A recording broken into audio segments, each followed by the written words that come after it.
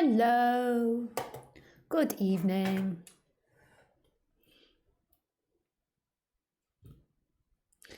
Nice to see you. Nice.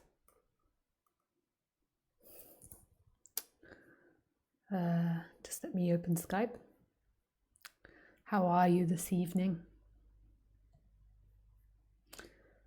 I'll just give you a quick overview of how this works. If you want to ask me a question tonight, then the way you do that is through Skype, and my Skype address is Lisa Cairns 12. And if you want to talk, you need a microphone with a headset with a microphone, and you need good internet connection, otherwise it's not very nice for other listeners. Otherwise you can write me a message as well. I do these talks every Sunday and Wednesday at 6 p.m. French time for free. You are very welcome to watch them. I just ask you to put a thumbs up if you like the video and you appreciate it. That is all. Someone I just saw an email was asking, it was Rob. I just saw your email, Rob, and I just thought I could tell you now while you're watching that if you go onto my website under references, there's two references. There's TV and then there's just references. If you go in that, then you'll see the chakra meditations there, the books and the chakras. You can find it there.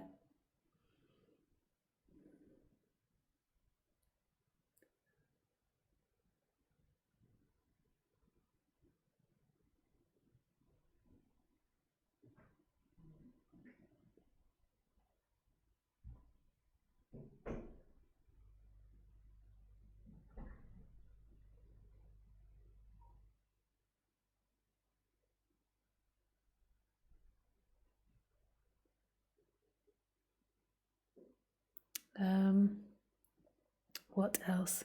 I always like to sit in silence before the talk. So you're very welcome to join me for like 5 or 10 minutes. If you don't like to watch talks where I sit in silence or where I like dither and dather and there's bits in between and people calling and then the video not working or something, if you want to see edited talks, so my talks but edited so you don't see the bits in between, then you can go to video clips Lisa Cairns, and it's not run by me, it's run by someone else, but they edit clips of my talks, and they tend to edit out all the useless bits. Not that the meditations are useless, but like the other little bits. I think they put the meditations on there as well. So yeah, you're welcome to just join me in silence. Just for like 5-10 minutes. And maybe just see like what's that like for you? Is it possible for you to join me in silence and not browse the internet and just be with me?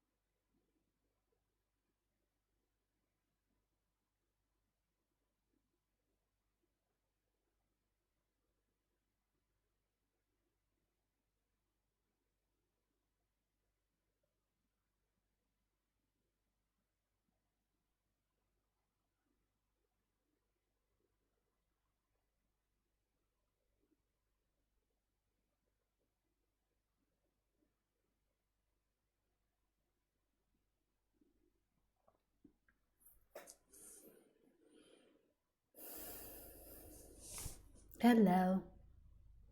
They're so beautiful sitting in silence. Oops. I really enjoy that.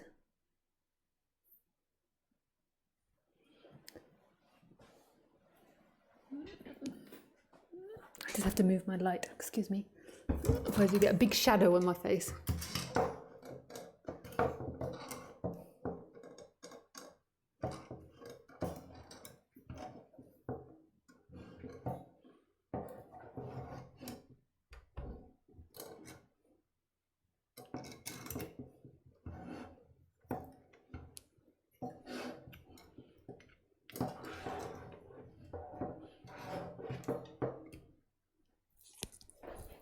Hopefully that works.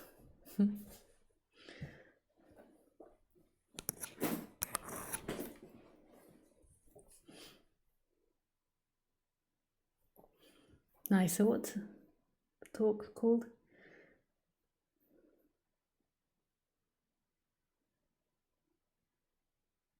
The talk is called Doership and Responsibility.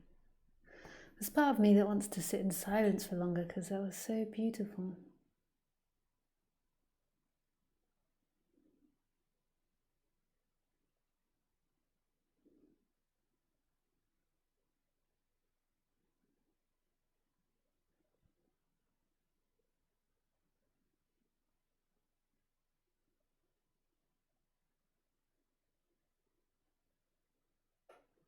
So doership.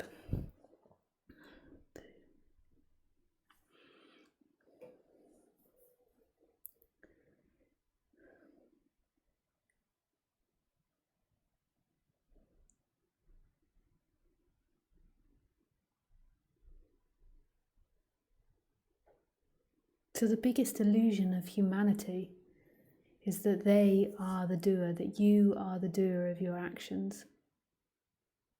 This is the biggest illusion, that you do. That you're acting.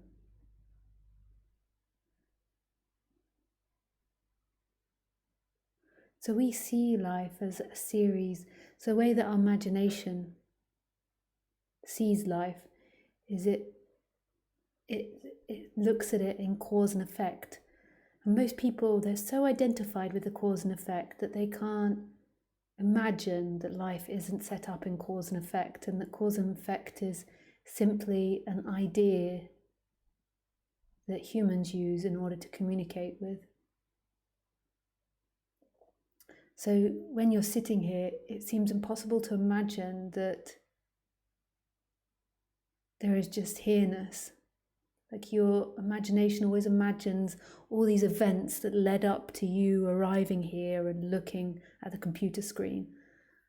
And that's your life and that you did it. And it's the same with any object. If you look at your computer, like when you think, what is the computer? You imagine all the things that led up to it being made and it being created.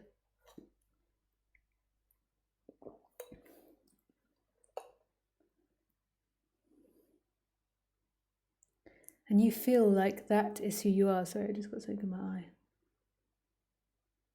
Oh, going to be one of those. And you imagine that is who you are.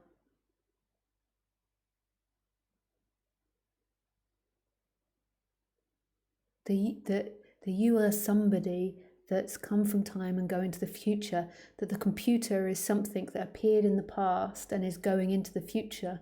Like to just sit with the computer and for it to be mystery is impossible for a human. It's like, no, the computer was made, there was these keyboards and materials all put together and humans did it and they created a computer. And we think that's true, that's the way life has happened. But for a dog that doesn't have complex thinking, they can't see life like that. To a dog or to a bee or to a bird, life is simply happening. It's not happening because of cause and effect. And why is that so important? Because cause and effects leads to this idea of doership, that you did something and that you're guilty of something, that you're to blame for something, or that the outside world is to blame for something. If you see how life is really working, that life is simply arising here in this moment, right here, spontaneously out of nothing, and that's the way it's always been and always will be, then there's a freedom that takes hold, or there can, I don't know if that's the right thing to say, there's a freedom to take hold, but there's a freedom that can take hold, yeah. It's difficult to put into words, this subject. So the life isn't arising from the past and leading to the future. Life is arising just now, right now, in this.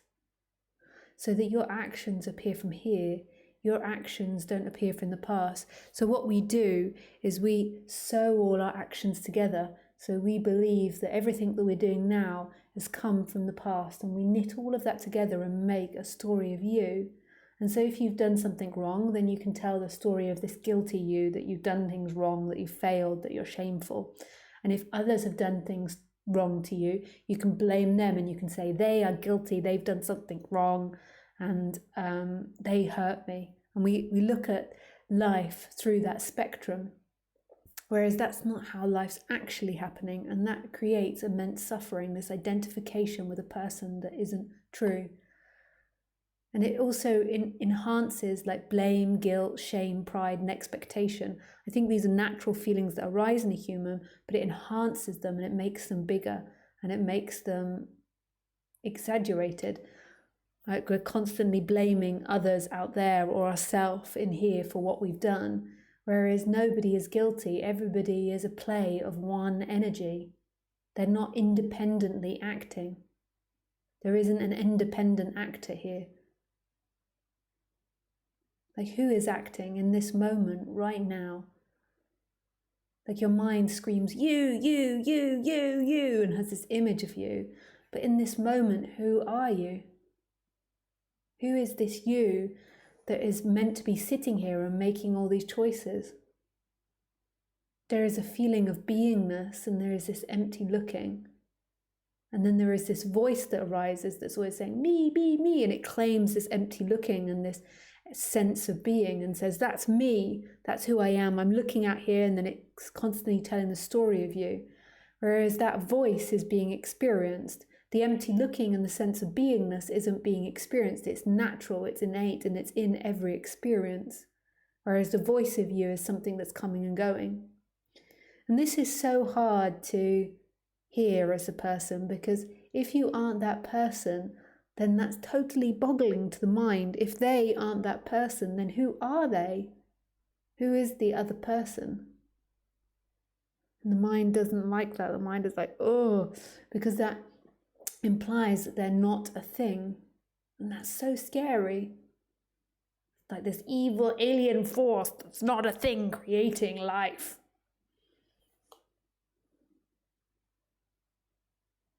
Everything is arising out of no thing. Freely, magically. And there's nobody that's guilty, there's nobody to blame, there's no one that's prideful or shameful. There's only life happening.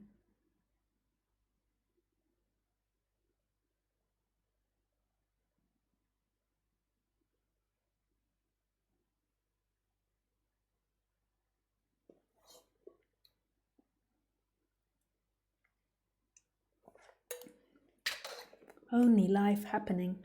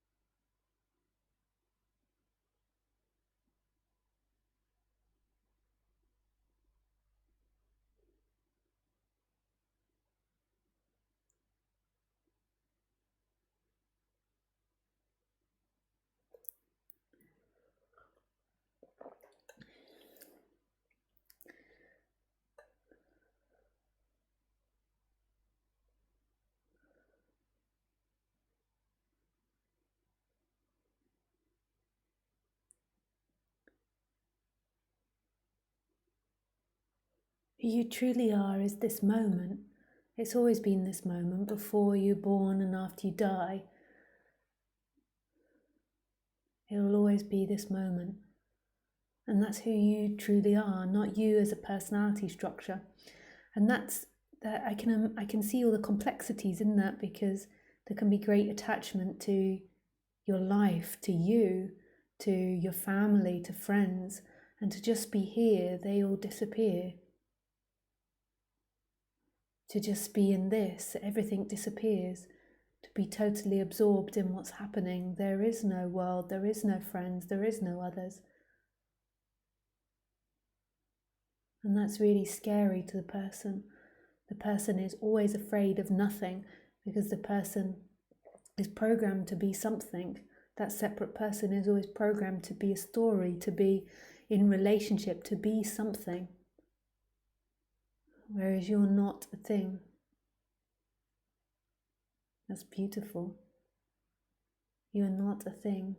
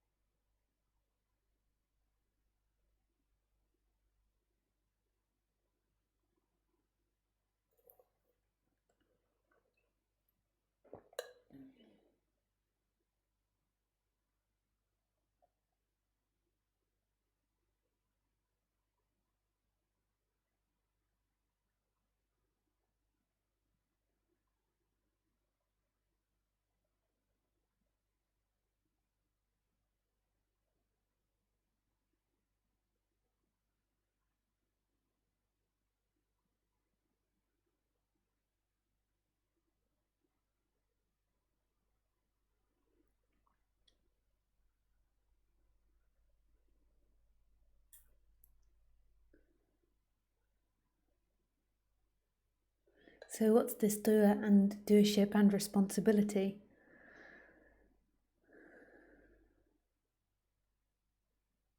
Doership. Because often we think that in order to take responsibility there has to be a doer, but that's not true. Responsibility is an action. Responsibility is like paying your taxes or paying your house bills or picking up your children at a certain time or feeding the animals, cleaning the house. These are responsibilities and these are actions. Whereas doership is an internal way of being. Doership is seeing that there is nobody that's doing, but it's an energetic shift. It's not a mental thing. Like on the human level, you appear as if you have doership, but internally, it's knowing energetically that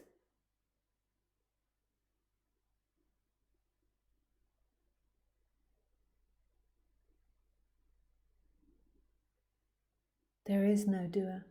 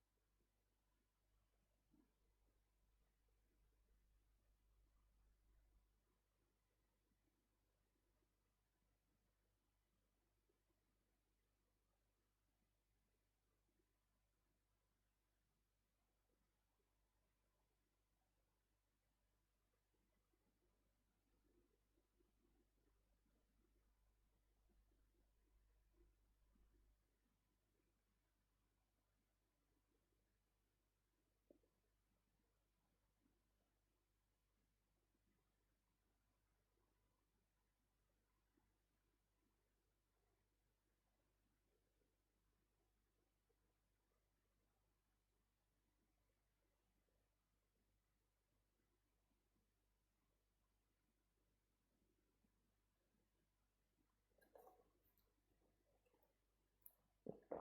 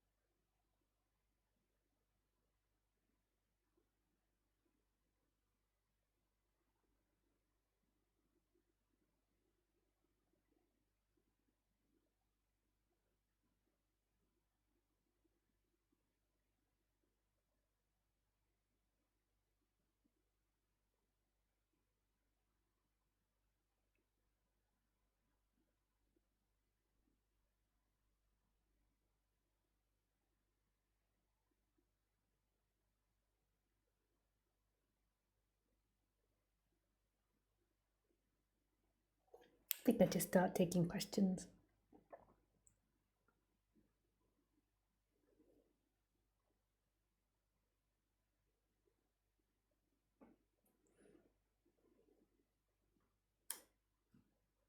Hey, Nick.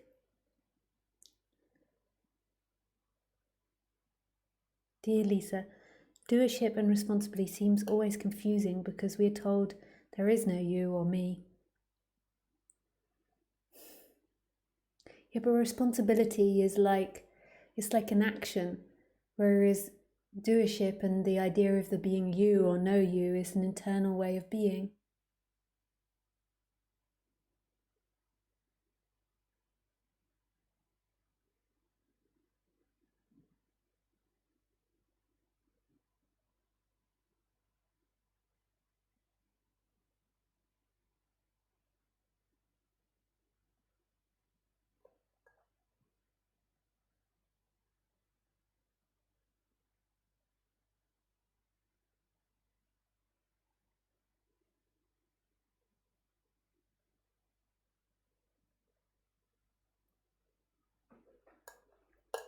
So responsibility is like calling your lawyer or doing your daily activity.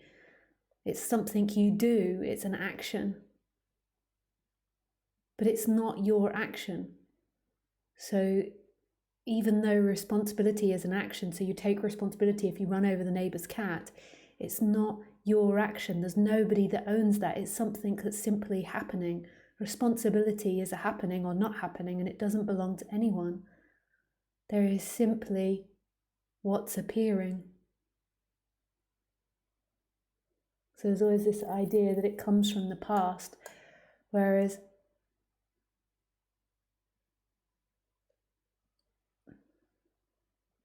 there isn't anybody that comes from the past. There is only this moment happening.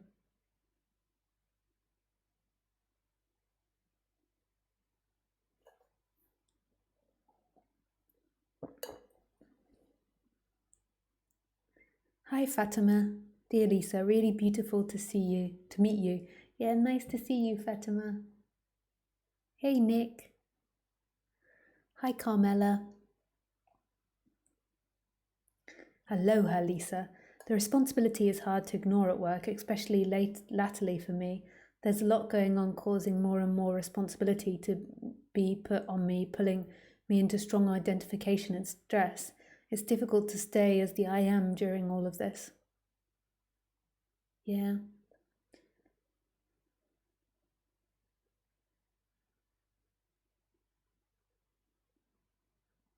You have to ask yourself, Carmela, like what's more important for you? Like getting the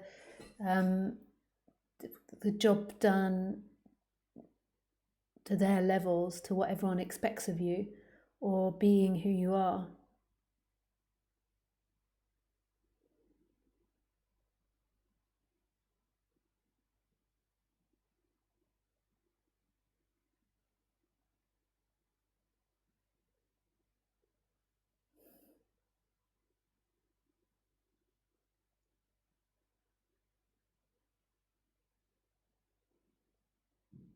Like you don't have to be perfect. You don't have to live up to these standards. The most important thing for you to do is to be present to what you're doing, which includes responsibility in every moment.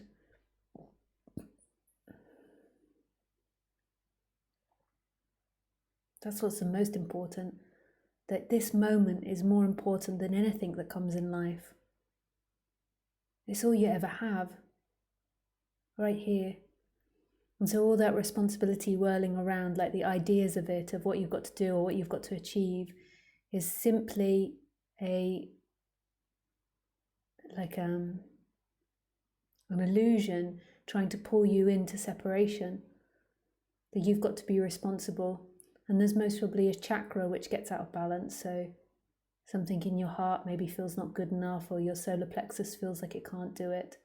And then that adds to that feeling, and then you really believe that you have to complete a mission in time, whereas the only thing that's important is what you're doing.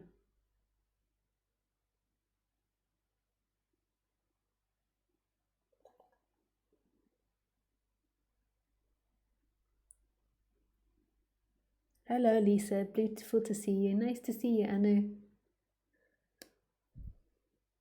Hi Anna. Hello Lisa. It's amazing to follow up your videos. Thank you for being there. Is there a way of heart that one should follow as per opposition to analysing and calculating in the head? Would living in the heart, feeling the body sensations help with the energetic shift? Thank you.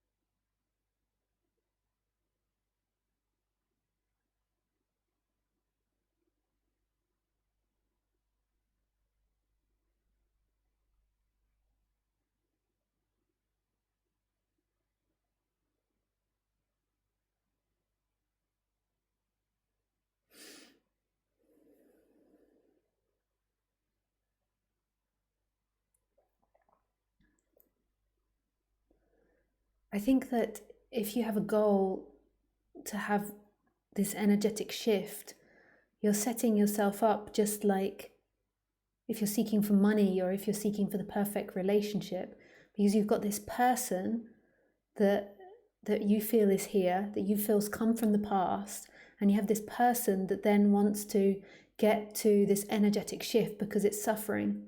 And that's not being honest to your experience or truthful to your experience. It's actually,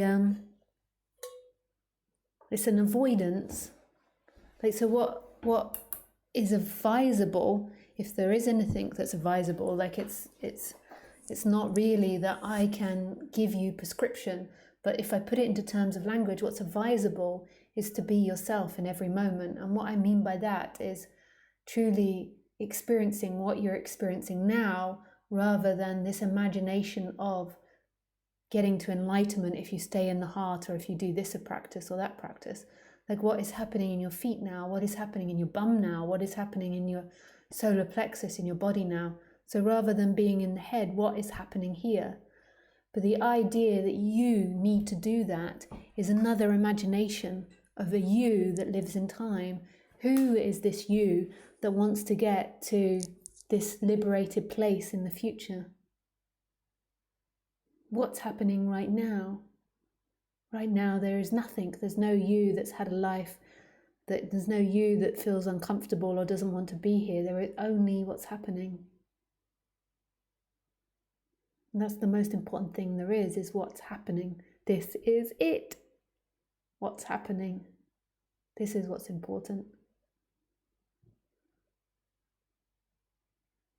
This.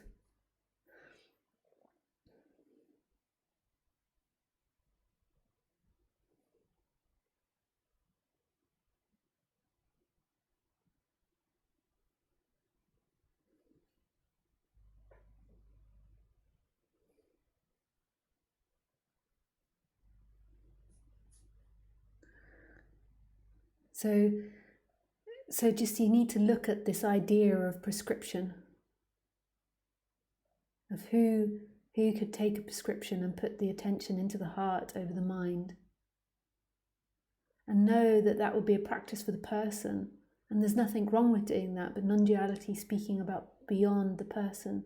And maybe that's comforting for the person, but who is it that's going to arrive somewhere? And who is it that's come from somewhere? Who is this you? Who are you? Who? Damaso. I'm sorry if I don't know how to pronounce your name. Damaso. Hi Lisa, thank you for the reminders. I practice the Osho chakra breathing as you suggested, though I have an issue about Osho as a guru or realized character of the story. I recently saw Wild Wild Country and was shocked by the story of this recognized spiritual leader. Thousands of people went to the community he made in the US, many of them giving up their earnings for this purpose, after which he didn't appear in 3 years. He bought 100 Rolls Royces. He armed the community with sophisticated weapons in the name of peace. I'm sorry. I can understand how this must be shocking for people. And self-defense, just as the atomic power leaders of the world, he tried to run away from justice. He, in his jet with his throne, Sheila, his secretary, says that when they needed the money, he enlightened some followers. He judged scornfully Krishnamurti's teaching and manifested he had never enlightened anybody. I understand what I see may be my own arrogance, and that what you say about gurus not farting rainbows, and when they take the roots out of this dream, the plant will still go on its own for a while. But still, can you give a tip on how to integrate Osho as reference to realization?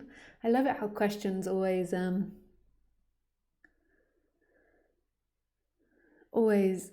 reflect what I've been speaking about, or like a topic that comes up. So I think this is a great question. So firstly, I don't believe what you watch on TV. That was a documentary in which was dramatized and told from a particular angle. Like, it's the same with the news, it's the same with everything. Like, and even if you think you have evidence, like you see a cut video of of someone screaming or shouting or doing something, it's all out of context. It's yeah, normally. I learned this when I was a lot younger. I worked in the West Bank for a period, and I witnessed something with my own eyes, and then I saw two sides told. I saw it told from the Israeli side, and then I saw it told from the Palestinian side, and both were drastically different to what actually happened. And then you read it in the newspaper. So I saw it in the news of each side, and then they're both the people like you can tell stories in so many ways from so many different perspectives. But notice that Sheila always says that he's her guru, even in all that chaos and everything he did.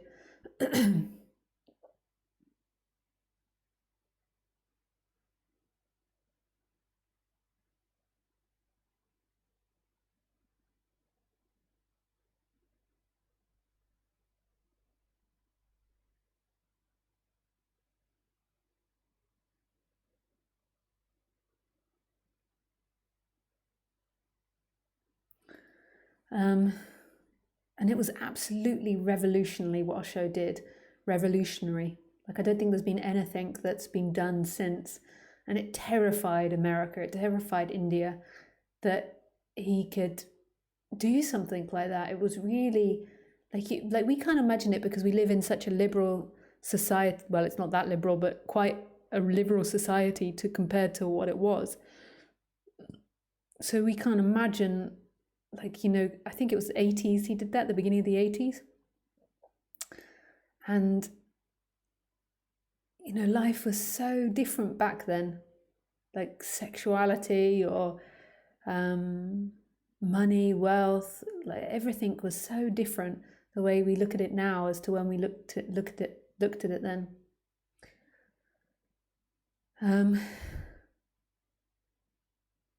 So I wouldn't judge it too much from that perspective, but I do agree that my God as a teacher, like, I mean, all of that's speculation, but my God as a teacher, did he like create fire and chaos?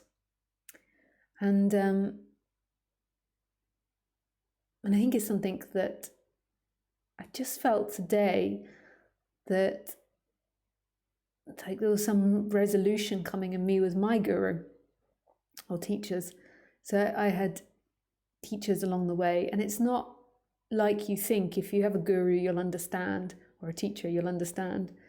It's not like you think it is. Like when you're on the opposite side of it and you're reading books about the guru, or you're reading about enlightened people and teachers, you have this romantic view. Like if you read some of the like people talking about Ramana Maharshi, it's so romantic and dramatized in a way, and it skips out the reality of it. That the reality of it when you have a teacher is you have two people's dynamics meeting each other, and then one person that is more liberated in specific areas, which is teaching the other person, but you're still meeting with two dynamics.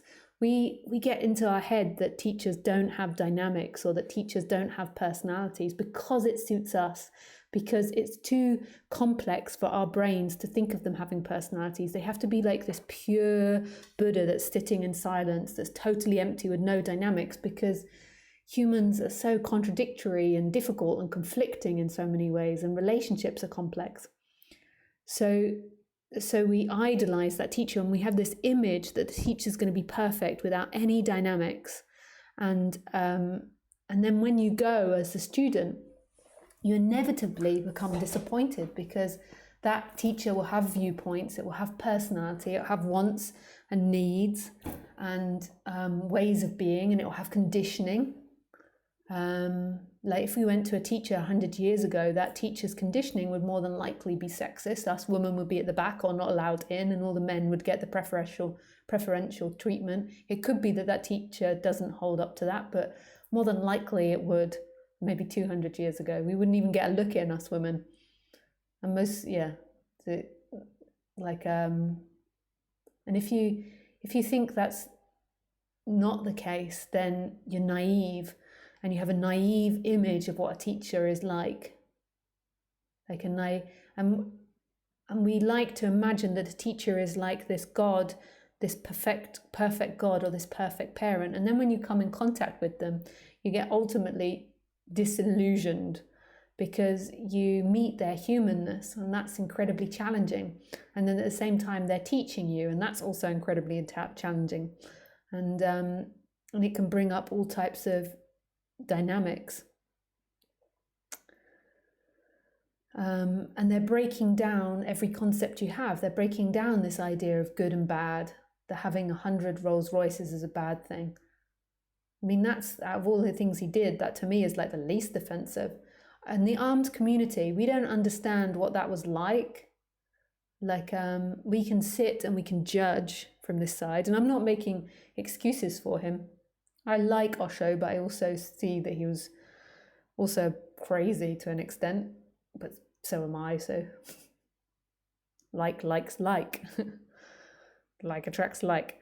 So I can relate. I think you have to be crazy to get into this subject. But you can't understand what it was like to be living in that community where all the people around them hated them, and and to live outside a society like then. I don't, like with the weapons, I'm not a fan of weapons, but also we can't imagine what that was like in 1980. I mean, that was really radical what they did.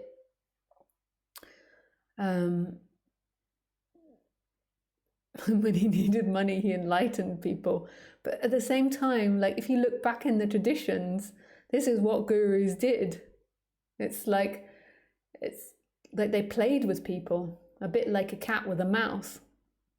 And that shook up dynamics and made people think outside of themselves, because that's also such a great lesson for that person to be promoted and then be depromoted. What's that word? Forgot. So it is all projections of mind, like good and bad. I really don't have, I watched it and I really enjoyed Wild Wild Country. I thought it was a great drama, but it didn't give me any worse or better opinion of Osho. It's really complex when you set up massive organizations like that. And also I know what it's like from the teacher's perspective now. I am so completely imperfect. I get things wrong. I lose my temper with people sometimes. I do the wrong things. I'm inappropriate. And all of that, and I know that, and I know that from the student's perspective, if I confront them on their dynamic, normally what they do is they straight away attack my personhood. But you got angry when you did this, and you did that, and you did this. And I can see where they're getting stuck, but it's like when they're in attack mode and when they're in defense mode, and they're going at your personality and all the things that you've done wrong and all the ways you're inappropriate, there's not much you can do. And I can understand why teachers tend to paint themselves as absolutely having no dynamic, because it's so hard teaching people or pointing out people's dynamics. They become so sensitive. I know with my teacher, I used to have so much hatred and anger towards them. And the end of the day, and this is really like integrating into my human being at the moment, this subject, because at the end of the day, there is no teacher. There is only life, and life is your teacher. And so in my mind, like sometimes I have like contradictory thoughts about the teachers that I had, because I mean, if you know Ramesh's history or Osho's history or other teachers that I had close relationships with, it's always like that. There's always this relationship that forms, and in that relationship there will be disappointments, and there'll be rejection, there'll be arguments, there'll be disharmony. And coming to this place where you see that I can respect them on the human level and say, yes, they were my teacher, but then on the ultimate level, I see that there is no teacher. Because how do you excuse people for some of these actions? And the only way you can do it is seeing it by life is your teacher. And if you come in contact with a crazy ass teacher like Osho or like myself, or like many of the teachers out there, you have to see that life is speaking through them, just like life is speaking through you. And when the student is ready, the student will see that everything is a teaching. It's not just this teacher that's this God that sat above me. It's seeing that everything that they come in contact with and everything that they're drawn towards is their teacher. And then it's also still having respect for somebody that teaches you something and somebody that speaks to you about this subject, but also not personifying it too much. And I can tell you it's really tough. So, I've had teachers and it's like 10, 15 years on, and still I try and digest some of the really complex things that they did, where they're like really beautiful and then kick you in the stomach and then really beautiful and hit you in the stomach. It's not an easy relationship. And if you look at the sutras and if you look at books with teachers and students, this is often how it is. And you have to, like, one of the most beautiful things that one of my teachers taught me was just how see-through you become with judgments. That we can have judgments about life, but in the end, none of them hold true. All of it is a mystery as to why any of this is appearing or happening. And we don't know at the end of the day what's right or wrong. Like with Osho, you believe that he did it, that he got the people to get the weapons and got all these things and tried to run away from justice and blame it on Sheila. But if you really meditate on it and see that life was acting through him, then whose actions is it? It comes to that story of whose ever name I can't remember, Aruna or something, when he was going to war and he says, please God, don't make me go to war. They're my friend against my friends and family. And God replies, you're not going to war, I am going to war.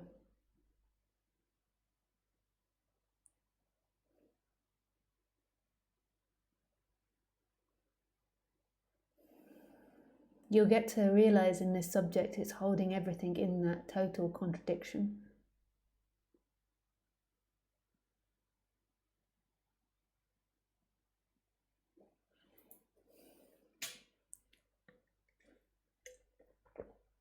And Osho did some brilliant things. It's like everything, brilliant and shitty. Dong, dong, dong, the scales of life. Hey, Thomas. But you can also just totally disregard him and not like him and not do the meditations if you want to. I don't mind. I've not got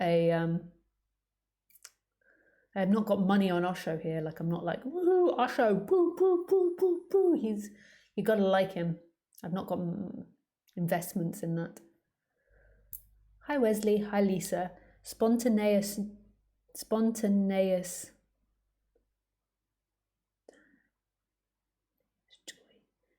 peace, smiling that happens, still guilt, energy and darkness, and yet nothing attaches to it. Just feeling the wretched feeling in the body, and spontaneously it moves, and clarity. So grateful to this experience beyond mind. Nothing I can do to get it, and that is a relief. Yeah. Hi, Wesley. That's nice to hear.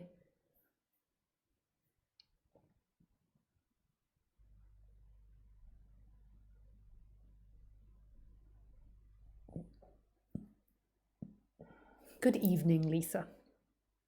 Good afternoon, dear Lisa, sorry. Could you please speak about these words? Surrender to God, keep quiet, and that will take care of your responsibility. By Papaji. There are many sentences like this one, and I somehow feel them and I don't understand them at the same time. Thank you very much for this beautiful silence.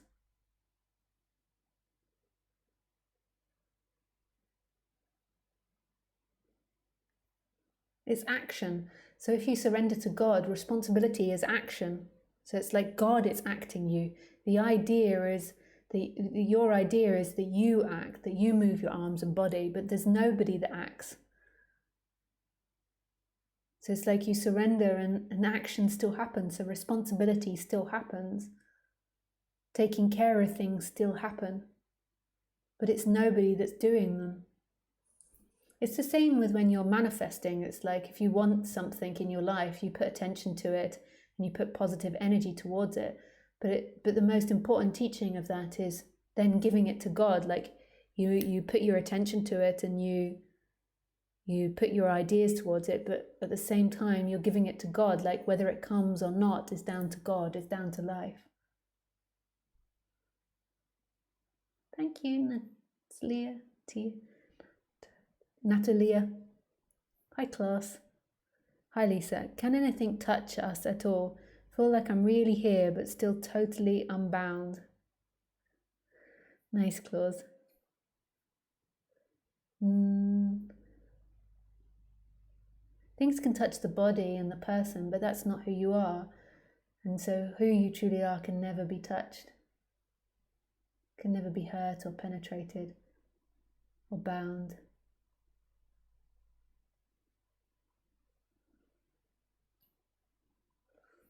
Hello, dear Lisa. I love to talk about gurus, so true. Who grows in between these teachings? Can our mind in any way, even by just false illusion, hinder this life force or form where comes those chaos and pains in our world? Could we postpone our being?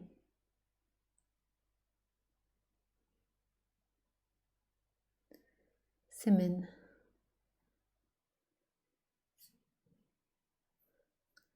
I presume that was a female, Simin, but just from your words, I presume now you're a male. Not that it's important, gender, but it's funny that my mind went to look at your picture then. Is that a man or a female asking that question?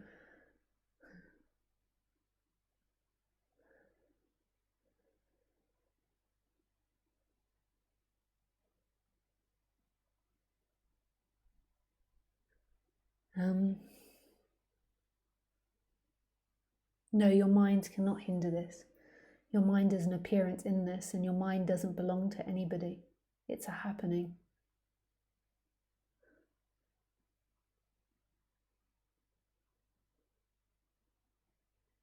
You're female, 30 years old.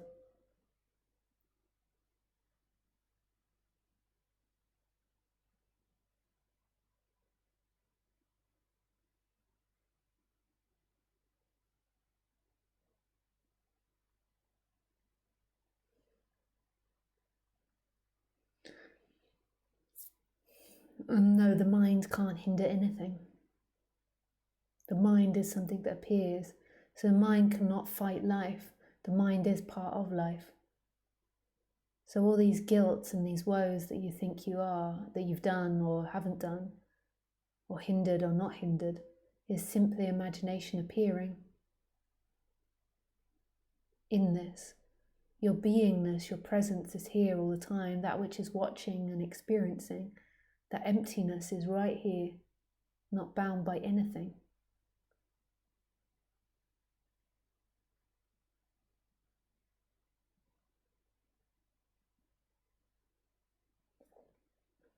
Thank you for your question, Simon.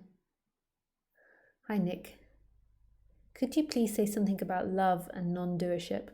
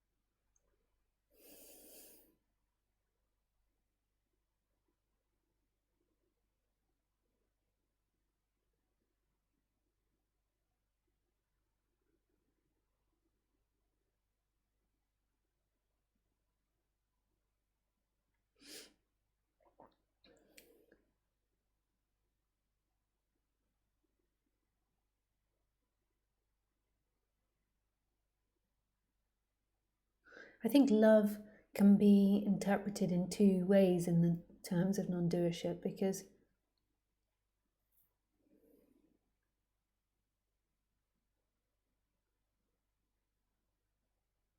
on the human level, when your brain begins to change the way it sees things, there is this element on the human level of love, because when your brain begins to transform the idea that actions are separate, which they're not, there is no action that's separate, then on the human level, that's a very loving thing to see that everything that you've done or that the other's done is not separate from anything else.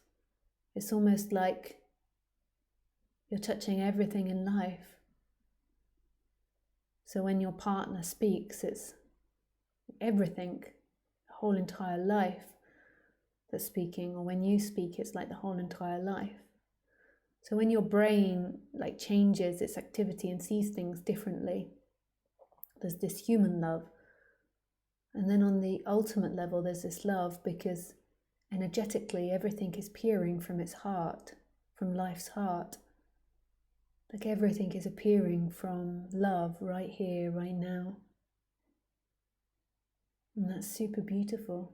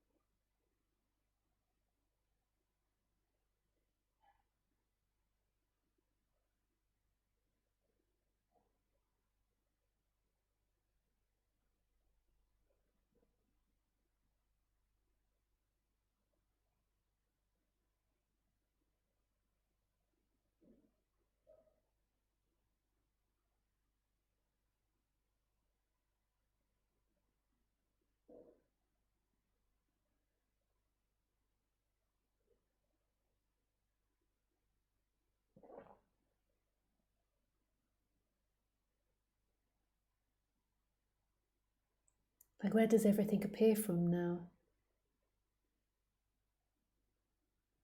It appears from that one energy.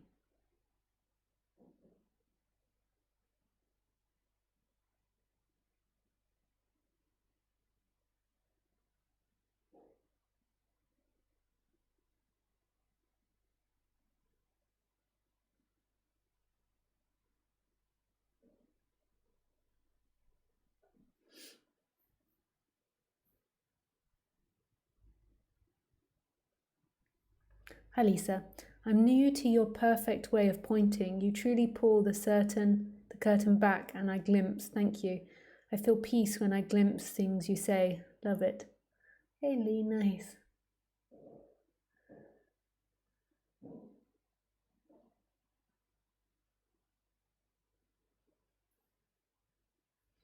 Not related to today's talk, but if it's possible, I would appreciate it.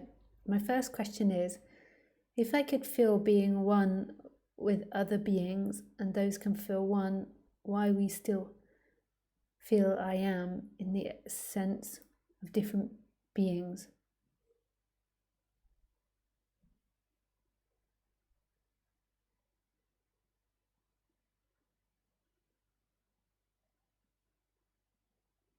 I mean, after total collapsion of this body, how I, as I am, would consciously grasp you as I am. Is it also a state after death that must collapse to reach highest consciousness, who call God, and not different I consciousnesses knowing they are one? I can't really decipher your question. So I'll just answer it in the way in which I think you're asking. So I'll just answer what I think you're asking me. So, like with the I am, we think that there is an I am that's inside the heart or inside the body. and normally it goes, I am Lisa, I am Simin, I am Roger, I am Khaleesi. But there is this I am which is prior to knowing who it is. It's just this sense of being, or amness, this sense of existence. And everybody has it now. There's this sense of existence and there's this empty looking. And we think that the I am arises in the body. And some teachers teach that way, but it's just because we're teaching in different ways. It doesn't mean that they're wrong and I'm right, or I'm wrong and they're right. And we think that this I am is inside the body. And we think that the looking is inside the body. But this is a deception that comes from this continuous story of I am Lisa, or I am Roger, or I am Hannah. Actually, what's happening is the empty looking is actually, in fact, in all places and it's everything we see. And that sense of being is also in all places and in everything we see.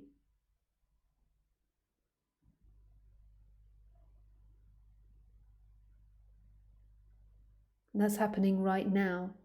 But what happens is there's this energetic contraction that owns the I am and says, I am alive, like me, Lisa, is alive, and I am looking, and it pulls it inside the body. Whereas in actual experience, that I am and that empty looking isn't anywhere. It is everything that's arising. This doesn't make sense conceptually at all. It's an energetic shift. It's knowing. It's an energetic shift. It's not intellectual. That the I am and that sense of looking is everywhere. The I am is love, by the way, so it's like love is everywhere, and the empty looking is kind of this wisdom or this purity, and that is also everywhere. And they come together like the yin and the yang sign. This is my interpretation of saying it. From my experience, it doesn't fit in with other people's way of saying it. So that's how you experience non-separation, as well as appearing as a separate person, because in that, so there is this, the I am and the looking is everywhere, and in that appears somebody called Lisa, a character. So there appears to be someone that's separate, but it's appearing in my essence, and my essence isn't separate. I know that's super complex.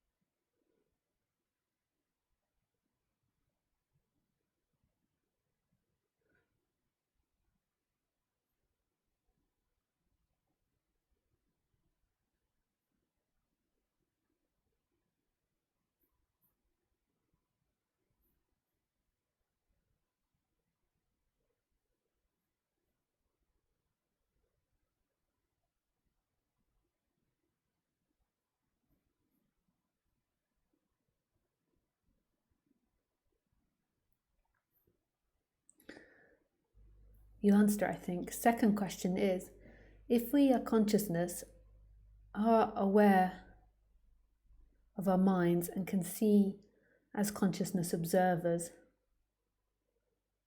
what our overtrained minds by education and tradition bring up in response to all the events, merely good or bad reactions, aren't we in the place of conscious acting to dampen the bad vibrations and results, or retrain our brain in a good way to bring better outcomes in a conscious way? Aren't we in the place of authority between compulsion like consciousness, power that comes to dynamic creation.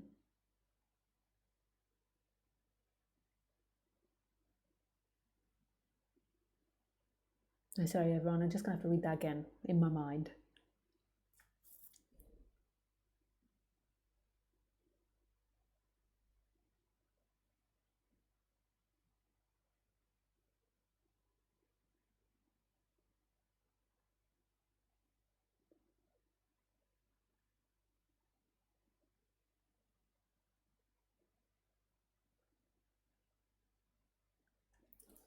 You're personifying consciousness.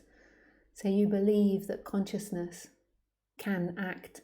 Consciousness can't act, it's watching. It can't say, oh, mind, you're doing bad things there, or you need to have better vibrations.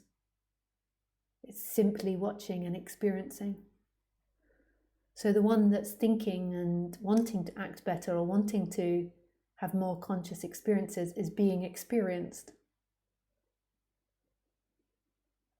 That's really hard to digest because we personify everything. So the imagination that consciousness is nothing, not a thing, and that the amness is not a thing is really hard for us to imagine. And we always think that if we become more conscious, then we can act differently. But who is this we that would become more conscious? Consciousness is simply looking. So anyone that's trying to be more conscious will always be a person in time. It doesn't mean that negates acting nicer as the person. But there's nothing wrong with that. Like that's advisable to try to be a nicer, more conscious, open person. But all of that is being watched by something that isn't moving, that's perfectly still.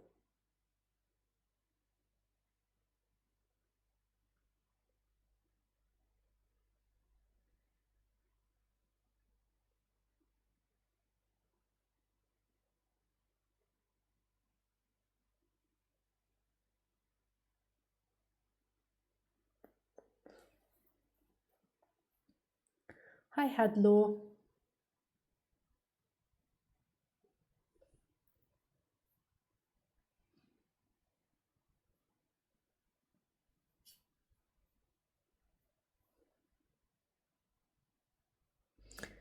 I feel quite at one with everything else, yet I struggle with personal intimacy. Do you have any thoughts on this seeming paradox? I don't think that's a paradox. It's just a human dynamic that in your past and the apparent conditioning of that person, the person struggles with personal intimacy. And that's a condition that arises, which if you look at it on the bigger scale, you'll see that there is no person, because everything that you describe as your personal dynamics has been conditioned and given to you by the outside, either by genetics or through other people's actions influencing you. And the person is a bodily thing, so we become conditioned in our body to respond to certain things. So if we have parents that had really terrible personal intimacy, then they train us to be like that as well. And it's a habit that happens, it's a karma in the flow of life, and that's got nothing to do with non-duality. There is something that's watching that. And if you want better personal intimacy, then you need to work on that specific conditioning and understanding it and trying to change it. The easiest way to change things, though, is to see that it's not you.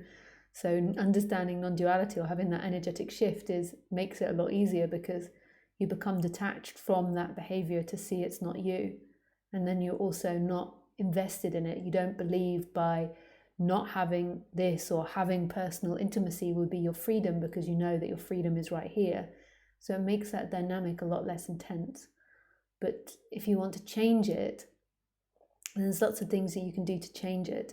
I can't really describe how you do that on live stream. I'd have to work with you and slowly work through and get you to discover why it is that your body mind has problems with personal intimacy. So where it derived from, what it's causing problems with now, where you feel it and what chakras, what you would like to experience.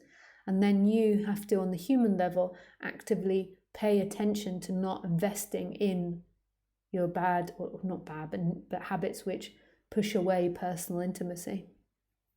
and you have to do the opposite. But it's not something I can just sort of tell you like that, the answer. It's something you've got to investigate as to why that happens in you.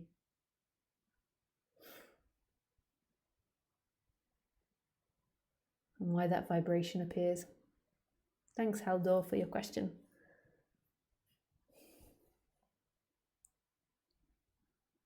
I feel you speak intellectually enough to give understanding to us. Your character knows how to communicate. Amazing. Thanks again. It's a triple Gemini, so triple Geminis tend to be communicators.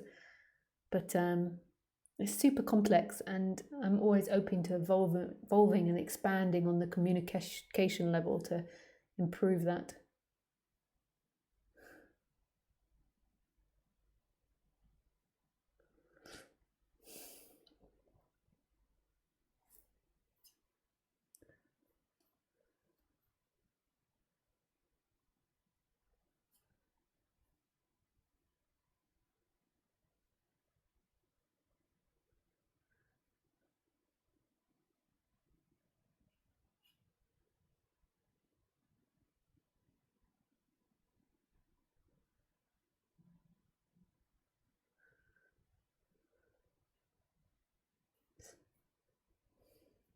There's very few questions now. If anyone else has a question, I'll take one more before I go.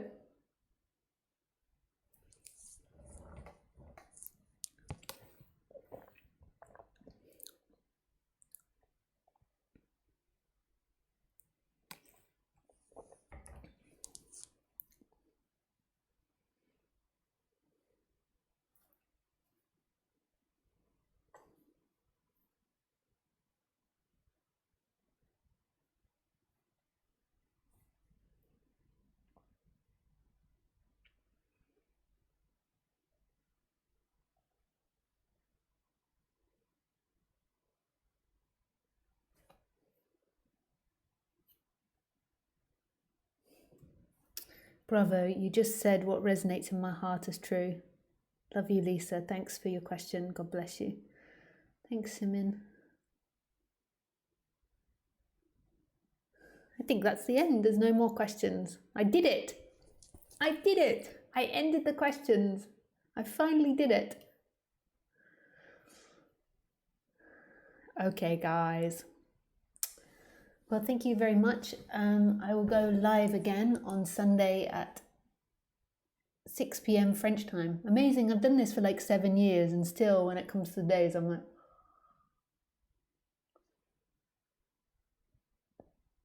pardon me. Just had to give you a final burp before I leave. Life. Lisa would like to be more dignified, but life insists. Nope. No dignity before we leave. Only joking. Yes, so I shall see you on Sunday at 6 p.m. French time. I wish you a beautiful day or morning or evening, wherever you are. Thank you. Goodbye.